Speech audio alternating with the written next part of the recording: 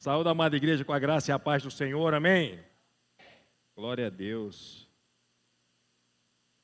Hoje nós vamos falar sobre o livro de 1ª e 2ª Tessalonicenses. Eu quero ler aí com a igreja um versículo que está lá em 1ª Tessalonicenses,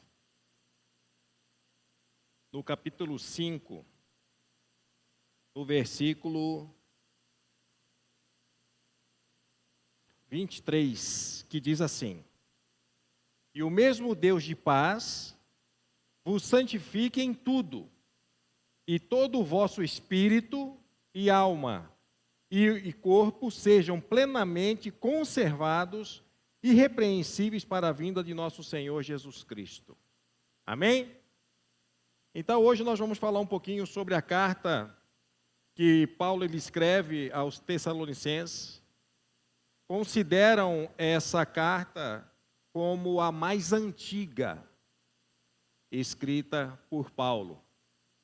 E Tessalônica, que é o nome da cidade, da região, ela tinha algumas características por ser situada à beira do Mar Golfo, Termaico, centro comercial de transporte para o norte da Grécia, possuía uma rica herança cultural e histórica, foi um importante centro comercial durante o Império Romano.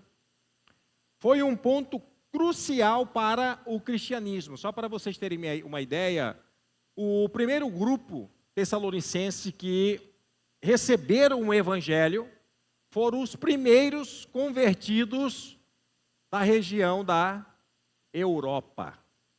E era um povo convertido de verdade.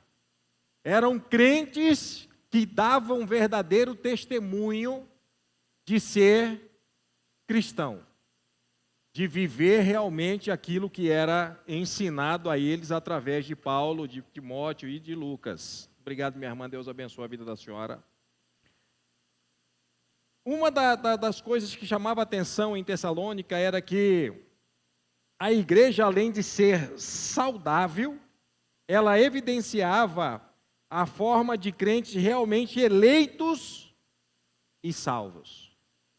Através de quê? Do que eles falavam? Não, mais do que eles viviam. Era o testemunho que eles davam, que é o que trazia o impacto sobre a vida dos outros. Tanto que esse testemunho ele era tão forte, tão marcante, que chamou a atenção de um grupo de judeus que eram contra a pregação do Evangelho. E eles começaram a perseguir Paulo, Timóteo e Lucas. Paulo ele foi obrigado a fugir de Tessalônica. Ele teve que sair de lá. E essas pessoas que converteram, a igreja ela permaneceu sob o cuidado de Timóteo. E o que é interessante é que Timóteo mantinha Paulo informado de como que caminhava a igreja. Independente da perseguição, a igreja ela crescia, ela avançava. Por quê? Porque o evangelho ele tem esse poder de fazer na vida da pessoa que ela se torne uma pessoa perseverante. Pode vir a perseguição, nós vamos continuar. Pode me perseguir, mas eu vou avançar. Então, Tessalônica, a igreja de Tessalonicense, foi um exemplo a ser seguido. Qual eram as principais mensagens dessa igreja, dessa carta que Paulo escreve? Viver uma vida santa. Porque a mensagem central do livro de Tessalonicenses, tanto 1ª Tessalonicenses, que são 5 capítulos, e 2ª Tessalonicenses, que são 3 capítulos, a mensagem central é sobre a segunda vinda de Jesus. E o que Paulo alertava a eles? Que eles precisavam ser encontrados com uma vida em santidade, pureza, firmados nos caminhos, para que eles não fossem surpreendidos. Então essa é a mensagem do livro de Tessalonicenses, a segunda vida de Jesus e a vida de santidade. Então, viver uma vida santa, ter fé na segunda vinda de Jesus Cristo, encorajar e fortalecer os jovens crentes, expressar gratidão aos santos de Tessalônica, incentivar os santos a ter mais amor um pelos outros, não se conformar somente com a sua situação. Eu digo referente à salvação. Eu sou salvo e pronto, está bom. Não, não está bom. Eu sou salvo. Então eu preciso agora levar isso para os outros que ainda não são. Então essa é a missão de quem? Da igreja. Não é da igreja somente de Tessalônica. Essa é a mensagem também que a igreja Renovo precisa levar e está levando. Através da minha vida e através da sua vida. Mas mais ainda, através da vida de Jesus, que reina e governa a nossa. Amém? Glória a Deus. Permanecer fiel. Olha só o que a pastora falou aqui, né? Pastora Sônia. Permanecer fiel apesar do sofrimento. Glorificar o nome do Senhor, exaltar o nome do Senhor, mesmo na adversidade. Mesmo na adversidade. Porque Deus ele estava com Adão e Eva no paraíso, sim ou não? Mas estava com Moisés e o povo hebreu também no deserto. Ele estava. E hoje ele está aqui conosco. Né? Dar graças em tudo. E por último, o propósito da carta, o Paulo escreve a carta para encorajar e fortalecer os jovens crentes em sua fé. Ele também abordou questões específicas e perguntas que surgiram dentro da comunidade. Existia uma interrogação muito grande no meio da igreja, depois que Paulo fugiu dos judeus, da perseguição, de como seria a vinda de Jesus. Eles acreditavam, eles tinham fé que Jesus iria voltar. Isso aí eles não tinham dúvida. Mas a dúvida que pairava era como Jesus voltaria. E algumas pessoas, elas começaram a criar, a falar, a inventar algumas situações que não eram verídicas. E muitas delas começaram a confrontar a igreja de Tessalônica, colocando em dúvida até mesmo a sua própria certeza da salvação. Porque da forma que eles colocavam. Então Paulo ele começa a escrever para Tessalônica e advertir a eles de como que seria a vinda de Jesus. E Paulo ele escreve assim, dizendo: olha, o Senhor ele voltará nos ares e ele vai chamar primeiramente aqueles que morreram em Cristo Jesus. Esses vão encontrar com o Senhor nos ares, nas nuvens. E depois nós, que seremos arrebatados. Mas não fiquem vocês preocupados em saber se Jesus vai vir daqui ou vir de lá. Porque quando ele vir, todo olho o verá. Paulo ele foi muito claro em suas explicações. Paulo ele foi muito claro da forma que ele falou do evangelho e das experiências que ele teve com o Senhor para esse povo, que era incrédulo. Mas ele leva a palavra e o Espírito Santo convence eles, e eles realmente entregam a sua vida ao cristianismo, ao evangelho. Amém? Paulo ele prega em Bereia. Bereia era uma cidade muito importante dessa região.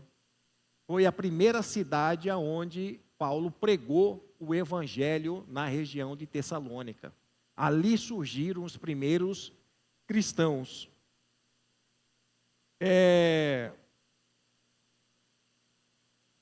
Por que estudar esse livro? Aqui são algumas perguntas que eu vou fazer para a igreja.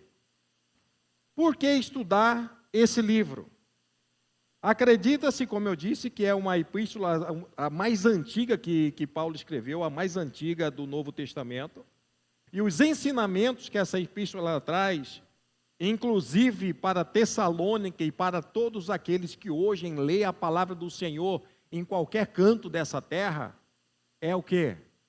Se preparar para a vinda do noivo. Essa é a primeira, é a mais importante, o objetivo de eu ler o livro de Tessalonicenses. Porque a noiva, quando ela vai se encontrar com o noivo, ela não vai de qualquer jeito. Ela não vai com qualquer vestimenta. Qual que é a vestimenta da noiva? É o branco. E o branco, ele significa o que nesse sentido? Não é paz. Pureza, glória a Deus pela vida de vocês que são crentes, aleluia. Então, essa pureza eu preciso buscar. E o que nós aprendemos com o livro de Tessalonicenses através da vida de Paulo e dessa igreja? Que essa pureza, ela não é adquirida a toque de caixa. Essa pureza, ela não é adquirida através de apenas uma leitura ou somente um momento de oração. Essa pureza, essa vida de santidade, ela é adquirida dia após dia. É degrau após degrau. Isso tem que ser o caminhar meu e seu. E olha que coisa interessante. Quanto mais nós caminhamos na busca dessa vida de santidade, dessa pureza espiritual, quanto mais nós buscamos, mais nós nos aproximamos do Senhor. A pessoa, ela pode estar em trevas, mas se ela começar a caminhar em direção do Senhor, as trevas, elas vão se dissipando. Até ela chegar na presença do Senhor e se encontrar limpa, pura. Essa tem que ser a minha vida e essa tem que ser a sua vida. O pensamento da igreja de Tessalônica era um pensamento diferente. Eles não pensavam nas coisas daqui. Eles pensavam sobre as coisas de lá. Ou seja, o pensamento deles era um pensamento alto. É o pensamento que Deus quer que eu e você tenhamos. Lembra lá em Isaías que Deus ele fala? Os meus pensamentos são mais altos do que os teus. E os meus caminhos são mais altos do que os teus. Então eu vou andar no meu caminho, no meu pensamento? Não. Se eu estou no Senhor, eu quero pensar igual Ele e caminhar igual Ele. Então isso que vai fazer a diferença de nós. Todo mundo pode falar que é a igreja. Mas a verdadeira igreja é vista pela forma que se caminha, pelo testemunho que se dá de vida. Então o povo de Tessalônica, eles eram um povo que era admirável, porque realmente eram pessoas que estavam firmados na rocha. Durante a segunda viagem missionária de Paulo, o Espírito Santo orientou com seus companheiros, Silas, Timóteo e Lucas, cruzar o mar Egeu e seguir para a Macedônia. Com isso, iniciou-se a pregação do Evangelho na Europa. Depois de pregar em Filipos, Paulo e Silas seguiram para Tessalônica. Tudo um propósito direcionado por Deus. Tudo direcionado por Deus. Não tem nenhum lugar onde Paulo levou o Evangelho que foi por acaso. É propósito, né? Não é à toa que Deus ele fala que a palavra que sair da minha boca, ela não vai e volta vazia sem antes cumprir o desígnio do meu coração. Então existe um propósito. Quando Paulo, quando os discípulos, quando todos aqueles que Deus enviou, abrem a sua boca para falar do seu amor, falar da sua palavra, existe um propósito. E no tempo certo ele vai se cumprir, como está se cumprindo através da nossa vida. Amém? Através dos pequenos grupos. Amém? Através da nossa vida lá no nosso serviço, aonde nós estamos, até na praia eu estava falando lá na célula, a gente estava andando e teve uma moça que estava, uma senhora que estava vendendo passeio. Aí eu falei assim, não, hoje passeio não, aleluia. Sabe que foi assim, não foi nada programado. Porque assim, a gente não ia passear mais, porque no dia a gente vinha embora. Eu falei, não, passeio hoje não, aleluia. Aí ela passou e falou assim, eita agora, eu lembrei do varão lá. Eu falei, eita, aí é sapatinho de fogo. Ela falou, aqui é sapatinho de fogo mesmo. Lembrei da pastora Cícera. Falei, ei, minha irmã, hein? Você vê, na praia, está escrito que ela é crente? Não. Mas na hora que ela deu aquela gingada assim, falei, eita, aí é do reteté. E não deu outra. Hã? E isso alegra o nosso coração, sim ou não? Porque olha só, Cuiabá para o Nordeste é longe. É ou não é? É longe. Imagina Tessalônica, era um porto, era um lugar de comércio. Imagina o movimento que tinha naquela cidade. Imagine a quantidade de gente de fora. E eles estão ali pregando o evangelho. De forma estratégica, sim ou não? Sim. Lá tinha pessoas que eram de outras regiões que ouviram a palavra, sim. Ouviram a palavra em Tessalônica, foram embora com a palavra. Aí quando chega lá, abre a boca, sai o quê? O evangelho, a palavra. E assim nós vamos indo, caminhando. Amém? Aleluia, Jesus. Vamos falar agora algumas características marcantes do livro. Nós falamos as características da região de Tessalônica. Agora nós vamos falar sobre as características do livro, as principais características, as mais marcantes. Vamos lá. Ele concentrou na participação dos justos nos acontecimentos relacionados à segunda vinda, principalmente no que se refere aos santos que já tiveram falecido. Paulo, ele falava com a igreja e Paulo trazia uma palavra de conforto para aqueles que estavam vindo, eles que estavam em vida, em Cristo Jesus, sobre eles descansarem sobre aqueles que tinham falecidos em Cristo Jesus. Que eles não estavam numa situação pior do que nossa, que estão com vida, mas que eles estavam também numa situação bem favorável, além de estarem mortos, dormindo. Por quê? Eles seriam despertados quando Jesus viesse pela segunda vez, e eles seriam levados até o encontro do Senhor primeiro do que nós que estamos em vida. Então olha isso, eles morreram, tudo bem, mas quando Jesus voltar, não somos nós que vamos subir primeiro. Primeiro Deus desperta eles sobem ao encontro do Senhor e depois nós o iremos. Então isso trazia um conforto no coração deles, sobre aqueles que eles tinham perdidos. Amém? Ao contrário do que acontece com muitas das outras epístolas de Paulo, 1 Tessalonicenses não contém nenhuma grande reprimenda. Em vez disso, contém elogios aos santos tessalonicenses.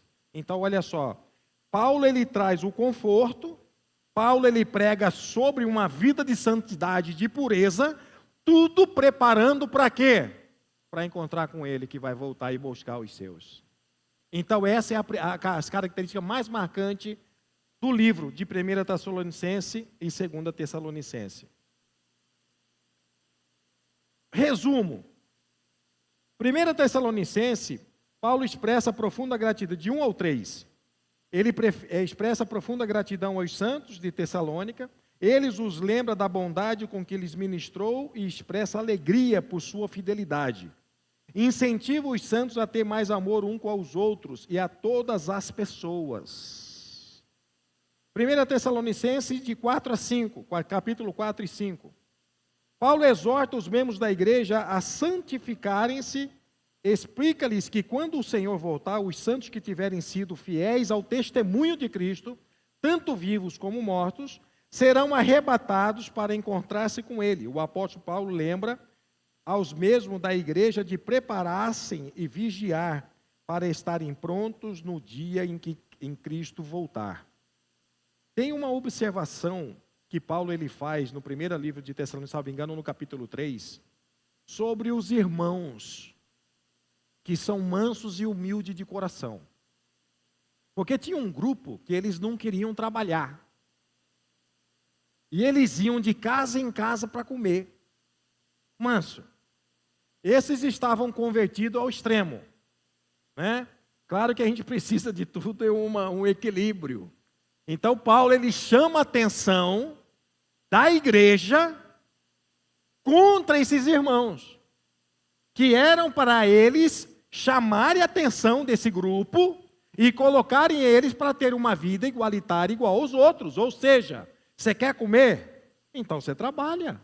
Não fica nas costas do outro. E é aqui que Paulo ele fala: se aquele que não trabalha, também não coma. Vocês estão lendo Bíblia, isso é uma coisa linda demais.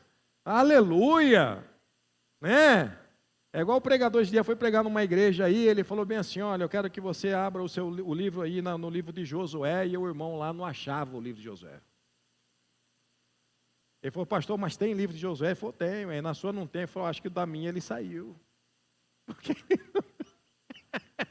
é ele que nunca entrou, né, na vida de leitura, né? Mas aqui o povo eu estou gostando, o povo aqui é crente daquele estilo, né? Agora vamos dar uma atenção para esse versículo que eu li. Que Deus ele fala que a paz vos santifique em tudo, em todo o vosso espírito, alma e corpo. Existe um debate teológico aonde se intitula dois grupos, dicotomistas e tricotomistas. Tricotomista é aquele que crê que nós somos formados de corpo, alma e espírito. Amém? Os dicotomistas, eles creem que nós somos criados por duas formas: corpo e alma e espírito sendo algo único, né? Mas nós cremos na Trindade, tanto em Deus como na nossa vida: corpo, alma e espírito. O corpo, que é o físico, que nós precisamos cuidar, né, tanto na parte da alimentação, na prática de exercício físico, porque ele é o templo do Espírito Santo. A alma está o quê? Os nossos pensamentos, as paixões, etc. Né? E o espírito, que é o que a Bíblia diz que sempre ele está pronto. Mas a carne, ela é fraca. Então, assim, eu sou tricotomista. Tanto que quando eu estava fazendo a faculdade de teologia, esse tema que caiu para mim. Tricotomia. Então eu precisava defender por que eu sou tricotomista e por que não dicotomista. E eu precisava preparar 5 sermões diferentes com o mesmo versículo. Quando o pastor colocou isso para nós, eu fiquei assim, eu falei assim: meu Deus do céu, como que faz, né? 5 sermões com um versículo só. Aí eu falei: vou orar. E você faz. Você faz. Porque, olha, o Espírito Santo ele vai te dando tantos caminhos que dá para você pregar sobre isso, que é algo assim tremendo, é algo assim maravilhoso. Eu tenho salvo isso lá no meu computador até hoje. Até hoje. Porque nós não temos como falar que o nosso espírito está preparado, que a nossa alma ela está sã e o nosso corpo ele está mal. Porque olha só, tudo é correlacionado. Não é? Quando você está bem de saúde, você está bem de tudo, sim ou não? E quando você está mal? Quando você não está com o seu físico bem, quando você está com algum tipo de enfermidade, a pessoa ela não vai na igreja, ela não trabalha, ela não consegue fazer nada, ela se torna dependente das pessoas, não é assim? Agora, quando você está bem, você está disposto, até na obra você trabalha. Não é? Você fala aqui, ó, quem quer ir para o encontro com Deus, trabalhar aqui, meu Deus, já tem uma lista lá, não sei, mais de 30. Não tem, pastor? Mais de 30 encontreiros. Pensam demais. Isso aí são pessoas que estão o quê? Saudáveis. Só no corpo, pastor, não. Na alma também. Porque uma alma que está sadia, que está ali, ó, com sede de Deus, ela quer trabalhar. Isso não é pesar, isso é prazer. É prazer. Então o corpo, a alma e o espírito, elas precisam ser trabalhadas. Elas precisam ser cuidadas. Porque nós somos um conjunto. Amém? A alma está em mim. O espírito está em mim. Eu uso esse corpo. Então tudo precisa estar bem. Eu não estou falando de beleza. Não estou falando de beleza. Eu estou falando de disposição. de ser sadio, né? Porque muitas vezes a pessoa ela tem um corpo sadio, mas a alma dela, pelo amor de Deus, né? Nós conhecemos pessoas que se ela abrir a boca, acabou, porque só sai coisa que não presta. Então, a santificação ela precisa ser na nossa vida de uma forma geral. Geral. Da mesma forma que a Bíblia ela fala que eu preciso estar atento com os meus pensamentos, com a minha língua, eu preciso estar também atento com o meu corpo, porque o meu corpo ele precisa glorificar o nome do Senhor. O meu corpo ele é templo do Espírito Santo. O meu corpo é o que Deus usa para ir e vir, levar a sua palavra, dar um bom testemunho. Amém? Então, isso é a igreja do Senhor. Isso aí é você. Você serve a Deus com o seu corpo, com a sua alma e com o seu espírito. Amém? E se tiver alguém que não concorda com isso, a gente conversa depois lá fora. Não, mas para dialogar. Ué, eita glória. Aleluia, Jesus. Alguma pergunta? Aproveita que o pastor Domingo está aí. Hã? Outro ponto que é interessante. Incentivar os santos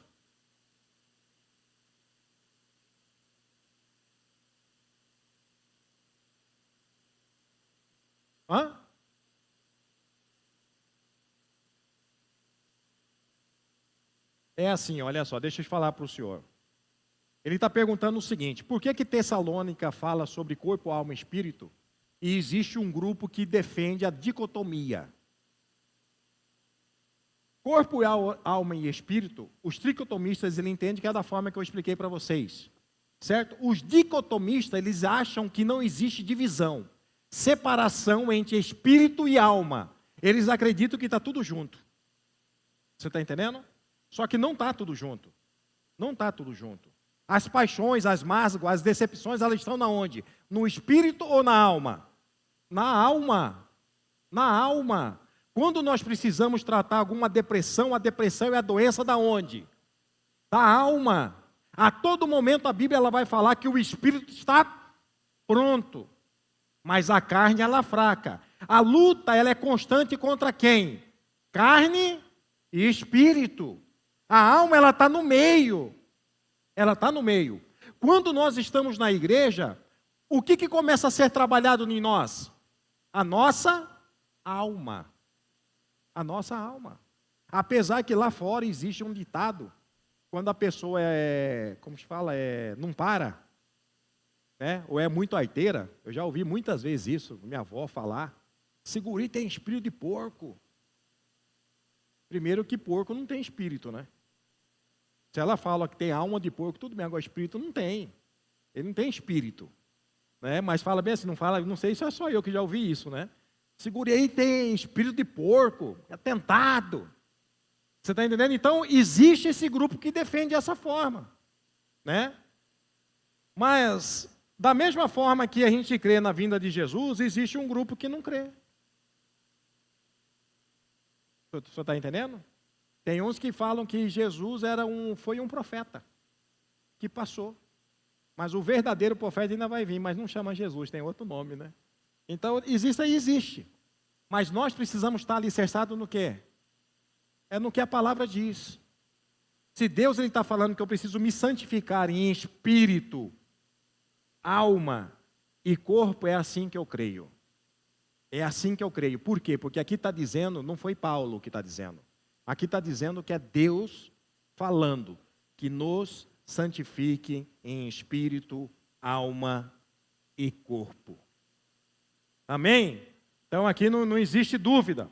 Agora eu quero também, para a gente finalizar, sobre esse incentivo que Paulo dá à igreja, para a gente finalizar com chave de ouro, sobre ter mais amor uns com os outros. Por que eu quero fechar com isso daqui? Por duas situações. Primeiro, o seguinte: o objetivo da carta é a segunda vinda de Jesus, amém? Todo mundo entendeu isso. E para mim me preparar para essa vinda de Jesus, Paulo ele alerta a igreja de Tessalônica para que tenha uma vida de santidade, amém? Ei, quanto mais nós tivermos uma vida de santidade, mais próximo nós estamos de Deus. Se mais próximo nós estivermos de Deus, nós estamos cheios de quê? Do Espírito Santo, nós estamos cheios de amor. Porque a palavra de Deus, ela diz que nós só podemos dar aquilo que nós temos. Então, a igreja, ela está sendo agraciada. Por quê? Porque são pessoas que estão realmente vivendo a palavra. Ei, essas pessoas, elas estão cheias de Deus. Pensa na hora que eles abrirem a boca. Ninguém vai falar de si mesmo. Eles vão falar do amor dele. Vão falar do Deus dele. Vão falar de tudo que Deus está fazendo na vida deles e através da vida deles. Então, essa forma de amar o próximo é você falar do Deus do amor, que governa a sua vida, que está na sua vida, que mudou a sua vida, que está trabalhando através da sua vida. E como pastor que eu falo, como que eu amo o meu próximo? Falando de Jesus para ele. Falei, na igreja tem um lugar separado para você. Deus ele quer abençoar a sua vida, mudar a sua vida, usar a sua vida. Porque eu posso dar somente aquilo que eu tenho. E o que que eu tenho? O que que eu tenho recebido do Senhor? O que que eles receberam através da vida de Paulo? Palavra. Ei, eles receberam a palavra. Eles receberam o próprio Jesus, que mudou a vida deles, mudou a história deles. E eles começaram a ser o quê? Referência. Sabe por que eu falo referência? Porque quando você começa a chamar a atenção das pessoas, porque Deus é na sua vida, você pode ter certeza de uma coisa. Umas você vai atrair, outras você vai repelir. Porque não quer saber de Deus. Você pode ter certeza. Eu falo isso porque eu já vivi isso. Não amigo, conhecido meu, me vê na calçada, nós indo na mesma calçada assim, eu falo assim, rapaz, eu vou convidar esse varão para ir na igreja. Aí eu abaixava, dava 3 passos, eu olhava, cadê o irmão? Falei, arrabatar, não foi, ele estava do outro lado da rua. Não, eu não quero falar com o Nil, não. O Nil só sabe falar de igreja agora, só quer falar de Jesus. Porque antes nós falávamos de quê? De cachaça, de baralho, de truco espanhol, disso, daquilo. Menos de Jesus. Mas agora a gente fala de quê? Do Senhor, ué. Eu estava falando com um cliente do Lucas ontem, e a gente estava demorando para assinar um contrato. Quer dizer, os compradores, mas ele já tinha assinado, ele é um médico. E sistemático. Sistemático não é o cara chato, é o cara cheio de sistema. Para ele tem que ser daquele jeito. Se não é daquele jeito, está errado. Aí ele falou, Josenir, eu já assinei o contrato, mas o pessoal não assinou. Eu falei, eu entendo. Será que vai dar certo? Eu falei, vai dar certo em nome de Jesus. Ele falou assim, não, na hora que você coloca a religião no meio. Eu falei, ih. Ele falou, na hora que você coloca a religião no meio, eu também sou cristão. Ele falou, e eu quieto. Ele falou assim, Jesus, ele só faz milagre. As outras coisas nós que temos que fazer. Eu falei, eu concordo com o senhor. Mas tem outras coisas que Jesus faz também, porque nós não sabemos fazer. Porque existem coisas que nós não fazemos porque foge da nossa capacidade. Então aí entra o milagre do Senhor. Mas existem algumas coisas que nós não fazemos porque nós não sabemos nem por onde começar. Aí Jesus faz para nos mostrar como que é para fazer. Assim ele fez com os discípulos. Né? Tanto que ele disse o quê? Se tiveres fé, coisas maiores farão do que estas. Ele falou assim, tá bom então que dê tudo certo. Eu falei, amém. Aí hoje ele já está meu amigo. Hoje ele me ligou, conversou comigo mais de meia hora. E ele falou, Josinho, vai dar certo. Eu falei, não, vai dar certo, em nome de Jesus vai dar certo. Ele falou assim, amém, então vamos esperar. Eu falei, amém. Aí eu desliguei, o Lucas estava no carro assim, ó. Porque é cliente dele. Então, queridos, amar uns aos outros é um pouco mais do que falar somente de Jesus. Mas, pastor, falar de Jesus é tudo. É tudo. Mas quando essa fonte, ela jorra somente em uma direção. Eu estou dizendo isso pelo seguinte. Não adianta eu falar do amor de Jesus para A e falar mal do João, do Mateus, do Lucas, do Paulo, para o B. Não. A nossa palavra tem que ser igualzinho o nosso caminhar. E aqui eu encerro. Como, pastor? A Bíblia fala que aquele que diz conhecer a luz, mas nele existe trevas, nunca conheceu a luz. Então eu preciso andar na luz, mas eu também preciso ter palavras de luz. Palavras que traz vida.